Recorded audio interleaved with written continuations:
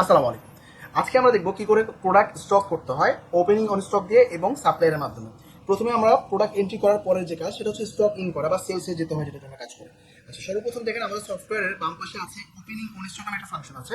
আপনি এই ফাংশনে ক্লিক করবেন, করার পরে দেখবেন ফার্স্ট অপশন হচ্ছে অন স্টক, সেকেন্ড অপশন হচ্ছে ওপেনিং স্টক। ওপেনিং স্টকটা কি? ওপেনিং স্টকটা হচ্ছে যে আপনি যে কোনো প্রোডাক্ট একবার স্টকে এন্ট্রি করতে পারবেন, এর পরবর্তীতে আর এন্ট্রি করতে পারবেন না। আর অন স্টকটা হচ্ছে সবসময় যে কোনো অবস্থায় যে কোনোভাবে আপনি প্রোডাক্টগুলো এন্ট্রি করতে পারবেন, এক্ষেত্রে কোনো টাকা পয়সা লেনদেন করতে হয় না, আপনার ব্যালেন্স বাড়বে। আচ্ছা, আমরা একটু দেখবো ওন স্টক কিভাবে করতে হয়। ওপেনিং স্টক সেম একই প্রসেস, একটা দেখা দিলে একটা দুইটাই পারবেন।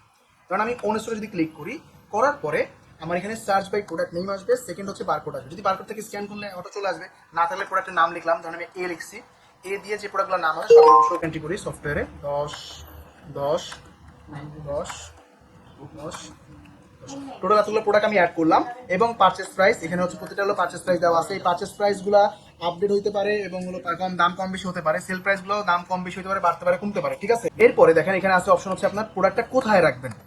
প্রোডাক্টটা রাখবেন হচ্ছে, ধরেন আপনি একটা দোকানের নাম থাকবে, দোকানে রাখবেন।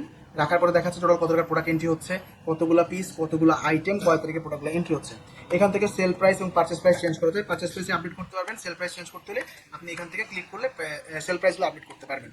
সো এরপর যদি আপনি এখানে সাবমিট দিয়ে দেন, কনফার্ম করে দেন, প্রোডাক্টটা আপনার স্টকে এন্ট্রি হয়ে যাবে। এখন এখান থেকে আপনি সেলও করতে পারবেন এবং স্টক আপডেট দেখতে পারবেন, ইনভেন্টরিও করতে পারবেন যে কবে কোন প্রোডাক্ট কত এন্ট্রি হলো।